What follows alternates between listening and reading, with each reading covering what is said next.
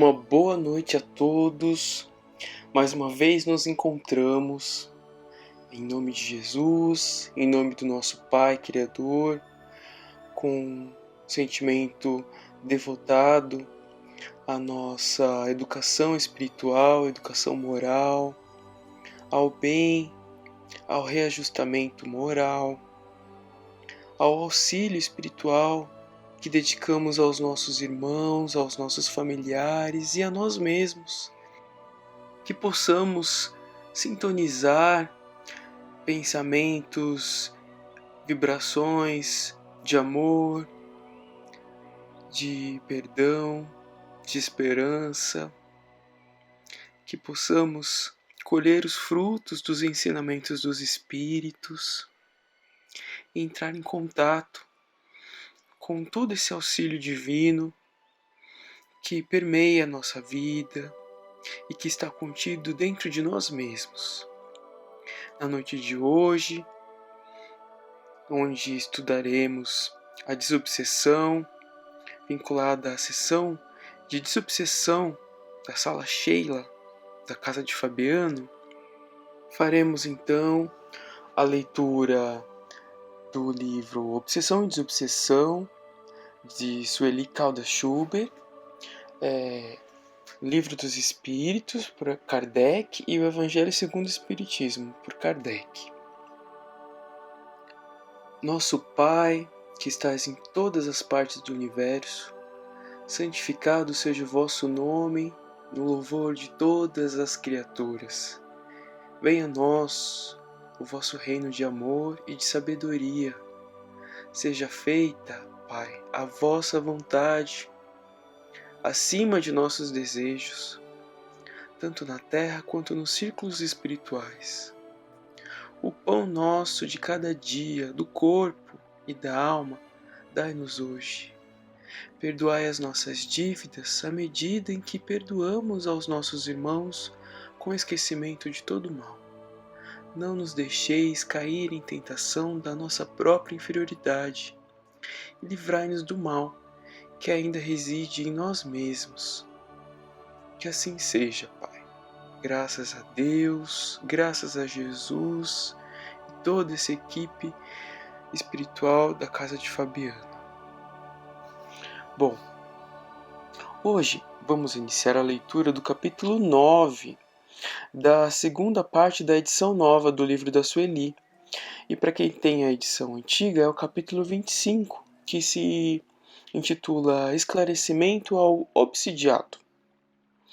No começo desse capítulo, a Sueli transcreveu um trecho de um livro de Manuel Filomeno de Miranda chamado Sementeira da Fraternidade. O trecho é o seguinte, abre aspas: Seja, todavia, qual seja o recurso utilizado no socorro ao padecente do flagelo obsessivo, somente o obsidiado pode oferecer o indispensável requisito para a própria saúde. Reforma íntima. Fecha aspas. E assim, a Sueli começa o seu capítulo. Em trabalho desobsessivo, muita vez, a atenção da equipe que atua nessa especialização se volta de modo muito intenso e integral para os obsessores. A primeira providência, segundo creem, seria de doutrinar os perseguidores invisíveis. Para que isso se dê, empregam todos os seus melhores esforços. É imperioso, porém, não olvidar que todo esse esforço poderá ser improdutivo se não cuidarmos com igual ou mais atenção do obsidiado. Já vimos quem é o obsidiado. Já temos ciência de que, em vários casos, ele se apresenta mais endurecido que o seu perseguidor. Como também temos conhecimento de que a situação pode ser de obsessão recíproca ou até inversa, isto é, o que aparenta ser a vítima é, na realidade, o algoz. São nuances de um problema muito complexo, mas que definem diretrizes que nos informam dos rumos do tratamento e, acima de tudo, nos fazem entender melhor os sofrimentos daqueles que estão vivendo esses conflitos angustiantes. Todavia, em qualquer dos aspectos em que se apresente a questão, devemos empenhar-nos a fundo na tarefa de esclarecimento ao obsidiado. É um trabalho que demanda tempo e exige dedicação e perseverança. Esclarecer o obsidiado é fazê-lo sentir o quanto é essencial a sua participação no tratamento. É orientá-lo, dando-lhe uma visão gradativa, cuidadosa do que representa em sua existência aquele que é considerado obsessor. É levantar-lhe as esperanças se estiver deprimido. É transmitir-lhe a certeza de que existem dentro dele recursos imensos que precisam ser acionados pela vontade firme para que venham a eclodir, revelando-lhe facetas da própria personalidade até então desconhecidas para ele mesmo.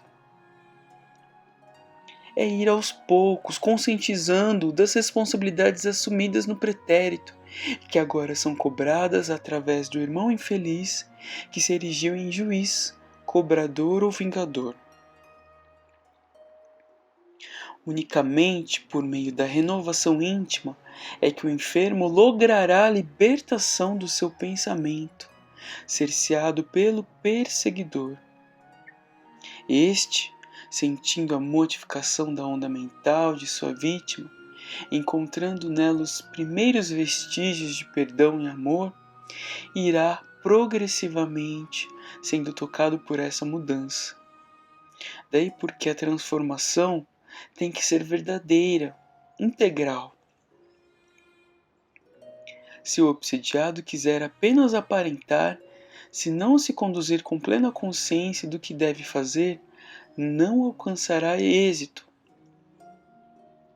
Para que os esclarecimentos possam ser levados ao enfermo encarnado, é imprescindível que os encarregados dessa tarefa tragam no coração grande dose de amor, de paciência, de fé, a fim de que tais sentimentos sejam por ele captados, pois sentindo-se envolvido, percebendo que ao seu lado estão companheiros que o entendem e o estimam e que estão dispostos a ajudá-lo, sentir-se-á mais confiante e com maior predisposição para realizar sua própria reforma interior. Nunca é demais enfatizar-se. Esse é um labor fundamentalmente embasado no amor. Se não houver este sentimento, se não existir a verdadeira caridade impulsionando a equipe, não haverá proveito, e nem mesmo existirá uma equipe de desobsessão, na acepção que conferimos ao termo. O esclarecimento será feito através de conversações, de reuniões adequadas, de palestras, de leituras de obras espíritas indicadas pela equipe, entendendo-se que para cada caso serão adotadas as medidas compatíveis.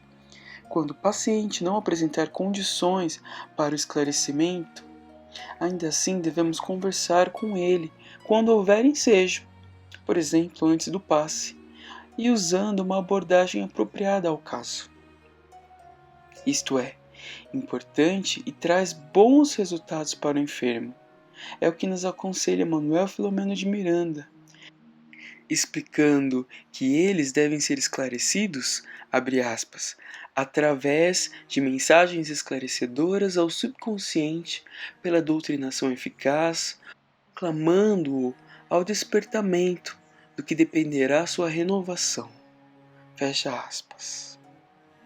Bom, e assim a Sueli encerra esse capítulo chamado Esclarecimento Obsidiado.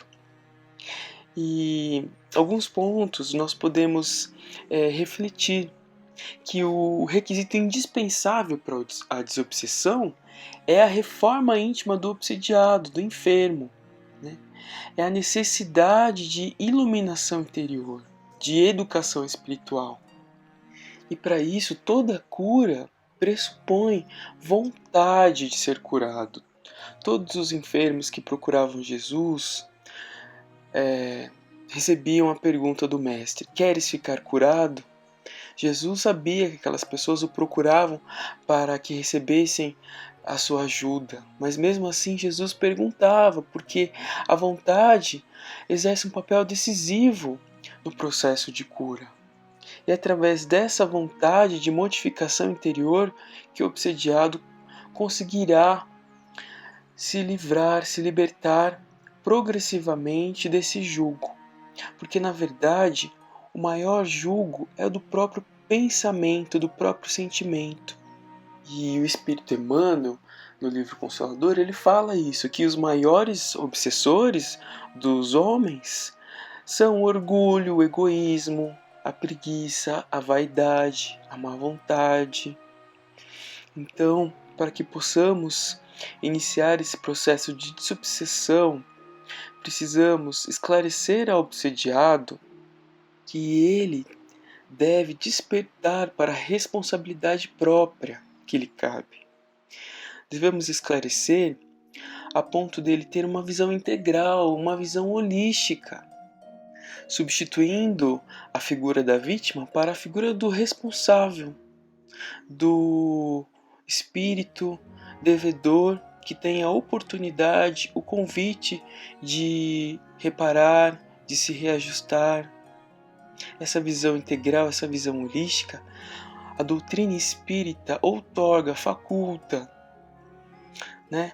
E o processo de obsessão é uma relação de endividamento, de dívida, e uma relação de necessidade de autoajustamento, de reparação, de perdão. Né? O esclarecimento auxilia o obsediado a enxergar o obsessor como um irmão infeliz e sofredor, que precisa de auxílio e que está ligado a ele pelos pensamentos e pelos sentimentos. A doutrina espírita, que é o Evangelho redivivo, nos convida a melhorarmos os nossos sentimentos, a termos sentimentos nobres, sublimes, a perdoarmos os nossos irmãos e a amarmos-nos, despertando-nos o espírito. E a Sueli Caldas Schubert também nesse capítulo, ela fala uma coisa muito interessante. As condições de uma equipe desobsessora. As condições são os nossos sentimentos de amor, de muita paciência, tanto para com o desencarnado quanto para o encarnado. E fé. Nós não podemos auxiliá-los com um espírito de julgamento, um espírito de crítica. Nós precisamos sim sermos cooperadores, né? E termos amor, porque esse amor vai inspirar o obsidiado a se melhorar. E esse melhoramento vai também despertar o obsessor. O sentimento de amor é a grande chave para o processo de desobsessão. E por isso é imperioso que haja uma renovação íntima, com sincero devotamento ao bem, à caridade, à fraternidade. Então, ao mesmo tempo que o obsediado se torna responsável, ele se torna artífice do próprio destino. É isso que o esclarecimento proporciona, né? Facultando o discernimento entre o bem e o mal, despertando todos esses sentimentos nobres que estão enraizados no espírito. E com isso, nós abrimos aqui o Livro dos Espíritos, na questão 475 e 476, que são muito pertinentes para o nosso tema. Kardec pergunta aos espíritos: pode-se, por si mesmo, afastar os maus espíritos e se libertar de sua dominação? E como resposta, a espiritualidade respondeu a ele: pode-se sempre sacudir um jugo, quando se tem vontade firme. Olha que interessante essa resposta da espiritualidade. Vontade firme, a vontade como um papel decisivo no processo desobsessivo. E na questão 476, Kardec volta a perguntar: Não pode acontecer que a fascinação exercida pelo mau espírito seja tal que a pessoa subjugada não a perceba. Então, uma terceira pessoa pode fazer cessar a sujeição? Nesse caso, que condição deve ela empregar? Olha que interessante. Nesse caso aqui, Kardec pergunta da fascinação, que é uma espécie de obsessão, onde o espírito obsessor influencia o discernimento do obsediado, né? Então, quando o obsediado não tem discernimento suficiente para perceber que está se sujeitando a uma obsessão, qual que é o papel de um terceiro nesse processo de obsessão? Que condição que essa pessoa, esse terceiro, deve ter? Essa pergunta é muito interessante para a equipe desobsessora, mas também vai nos dar foco do papel do obsediado. Vamos à resposta que a espiritualidade deu. Se é um homem de bem, ou seja, se é um terceiro de um homem de bem, sua vontade pode ajudar, apelando pelo concurso dos bons espíritos, porque quanto mais se é um homem de bem, mais se tem poder sobre os espíritos imperfeitos para os afastar, e sobre os espíritos bons para os atrair. Entretanto, esse terceiro seria incapaz se aquele que está subjugado não consentir nisso. Existem pessoas que se alegram em uma dependência que agrada aos seus gostos e aos seus desejos. Em todos os casos, aquele cujo coração não é puro não pode ter nenhuma influência. Os bons espíritos o abandonam e os maus não o temem. Então, mais uma vez, nós vemos que um terceiro pode sim ajudar pela sua ascendência moral. Ele pode atrair o auxílio de bons espíritos. Mas, se o próprio obsidiado não consentir, não desejar a modificação, a ajuda, esse auxílio de um terceiro não terá eficácia. Então, para todas as situações, o obsidiado precisa querer ser curado, querer ser ajudado. Se não houver essa condição, o processo desobsessivo terá muita dificuldade. E agora vamos abrir o livro Evangelho segundo o Espiritismo. Abrimos aqui no capítulo 12, Amai os vossos inimigos, e o item é o item 10, chamado O Ódio, uma comunicação do Espírito Fénelon em Bordeaux, 1861. Vamos então à leitura. Amai-vos uns aos outros e sereis felizes. Tomai, sobretudo, a peito amar os que vos inspiram indiferença, ódio ou desprezo. O Cristo, que deveis considerar modelo, deu-vos o exemplo desse devotamento. Missionário do amor, ele amou até dar o sangue e a vida por amor. Penoso vos é o sacrifício de amardes os que vos ultrajam e perseguem, mas precisamente esse sacrifício é que vos torna superiores a eles. Se os odiasseis, como vos odeiam, não valeríeis mais do que eles. Amá-los é a hóstia imácula que ofereceis a Deus na ara dos vossos corações, hóstia de agradável aroma e cujo perfume lhe sobe até o seio. Se bem a lei de amor mande que cada um ame indistintamente a todos os seus irmãos, ela não couraça o coração contra os maus procederes. Esta é, ao contrário, a prova mais angustiosa, e eu o sei bem, porquanto durante a minha última existência terrena experimentei essa tortura. Mas Deus lá está, e pune nesta vida e na outra os que violam a lei de amor. Não esqueçais, meus queridos filhos, que o amor aproxima de Deus a criatura e o ódio a distancia dele. Fénelon.